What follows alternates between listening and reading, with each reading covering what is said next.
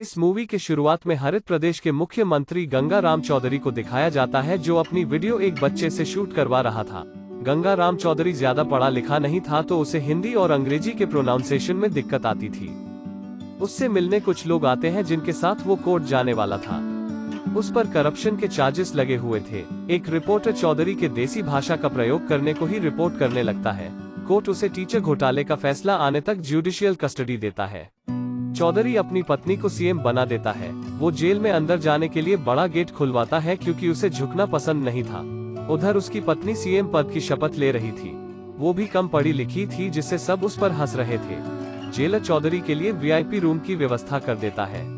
Chaudhary news पर देखता है कि उसकी पत्नी काम न करके सोती रहती है, तो वो वीडियो कॉल से काम करना सिखाता है। वो जेल में रहकर भी सरकार चला रहा था। एक दिन वो जेलर उसे बताता है कि नई एसपी आई है, जो न रिश्वत लेती है और बहुत स्ट्रिक्ट है। वो सभी कैदियों को बाहर पेशी के लिए बुलाती है। चौधरी देर से पहुंचता है तो वो उसे पैर खराब होने का ताना मारती है। चौधरी को पहली बार जेल का सादा खाना दिया जाता है, जिसे वो फेंक देता है। एसपी ज्योति मेस का रजिस्टर चेक करती है, जिसमें एक भी दिन चौधरी के साइन नहीं होते हैं। वो चौधरी से जबरदस्ती साइन करवाती है। साइन से उसे पता चलता है कि उसका ट्रांसफर चौधरी के बोलने पर हुआ था। चौधरी सिर्फ 8वीं तक पढ़ा लिखा था, तो ज्योति उसे कुर्सी बनाने का काम देती है। जेलर ज्योति से बहुत इम्प्रेस होता है और उसे शेरनी का टैग देता है। परेशान होकर चौधरी अपनी पत्नी को बुलाता है, क्योंकि उसे ज्योति का ट्रांसफर कराना था। उसकी पत्नी उसे मना कर देती है, क्योंकि उसके पति के आदेश से ही ज्योति का ट्रांसफर यहाँ हुआ था। उसके बाद वो चली जाती है। उसके बाद वो बीमार होने का बहाना बनाता है, जो काम नहीं करता।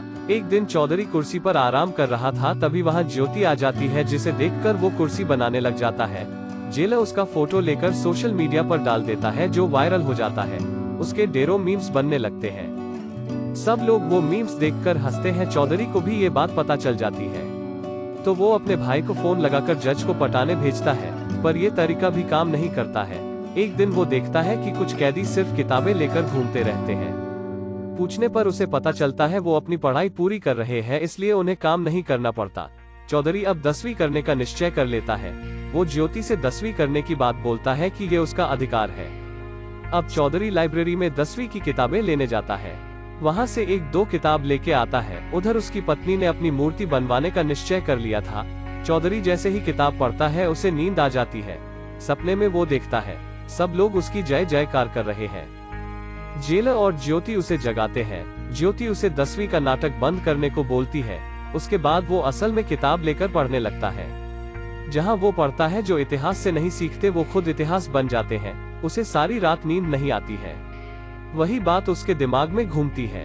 अगले दिन वो लाइब्रेरी जाकर इतिहास पढ़ना शुरू करता है, तो वो खुद इतिहास में पहुंच जाता है, जहां वो एक आंदोलन से लाला लाजपत राय को एक मंच तक ले जाता है।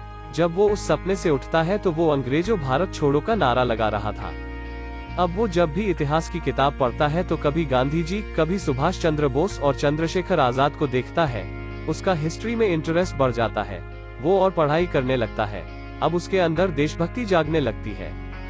एक दिन उसकी सीएम बीबी बिमला उससे मिलने आती है। वो उसे पागल होने का नाटक करने की सलाह देती है, जो चौधरी को बहुत पसंद आती है।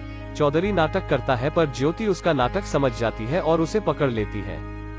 चौधरी उससे बदतमीजी से बात करता है, जिससे ज्योति उसे जाहिल बोल देती है। तभी चौधरी को पैनिक अटैक आता है।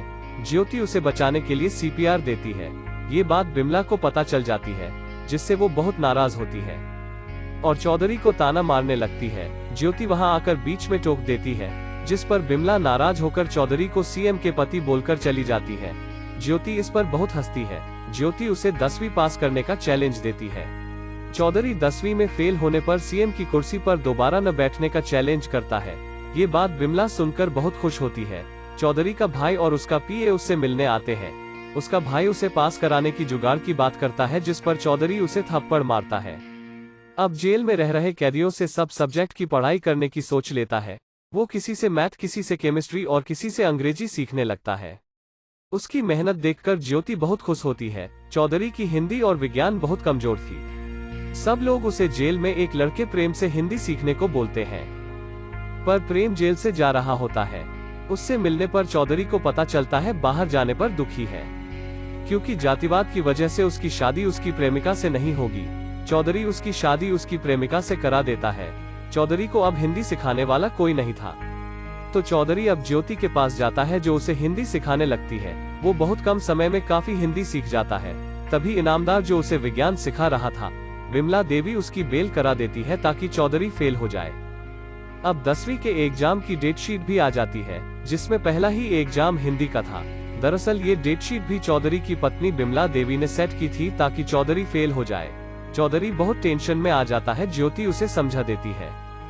अब एग्जाम शुरू होते हैं और चौधरी एक के बाद एक एग्जाम देने लगता है और सब ठीक ही जाते हैं। एग्जाम होने के बाद चौधरी की बेल हो जाती है। चौधरी जेल से निकलकर अपनी पार्टी के कार्यकर्ताओं के पास जाता है जिन्हें विमला देवी ने चौधरी के खिलाफ कर दिया था। वहां चौधरी किसी दूसरी पार्टी से इलेक्शन लड़ने की बात बोलता है। चौधरी को विमला देवी से ये भी पता चलता है कि 10वीं और इलेक्शन रिजल्ट एक ही दिन आएगा। अब चौधरी अपने सारे पार्टी के मेंबर से मिलता है पर कोई भी उसका साथ देने को राजी नहीं होता। फिर वो अपनी ओपोजिशन पार्टी के पास जाता है जो उसका साथ देने को राजी हो जाता है। अब चौधरी जनता के सामने भाषण देने आता है जहां वो शिक्षा को ही मुद्दा बनाता है। अब चारों ओर चुनाव प्रचार चलता है। चौधरी घर घर जाकर वोट मांगता है। वोटिंग का दिन भी आ जाता है। वोट डलने के बाद रिजल्ट के एग्जिट पोल आने लगते हैं, जिसमें चौधरी हार रहा होता है। ज्योति एग्जिट पोल के रिजल्ट ही देख रही थी।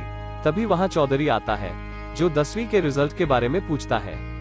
जब वो चेक करता है तो वो पूरे 57% से पास हुआ होता है। सब लोग बहुत खुश होते हैं और नाचने लगते हैं। चौधरी एक चिट्ठी ज्योति को देता है और चला जाता है। चिट्ठी में उसने अपने साइन हिंदी में किए थे। चौधरी ज्योति को अपने हाथ से बनी एक कुर्सी गुरुदक्षिणा में देता है। उसके बाद पता चलता है कि चौधरी इलेक्शन जीत गया था। जीतने के बाद वो अपनी पत्नी को माफ कर उसे अपना लेता है। अब शपथ लेने का टाइम आता है जहां चौधरी सीएम की कुर्सी न लेकर शिक्षा मंत्री की शपथ लेता है और ये मूवी यही हैप्पी एंडिंग के साथ खत्म हो जाती है।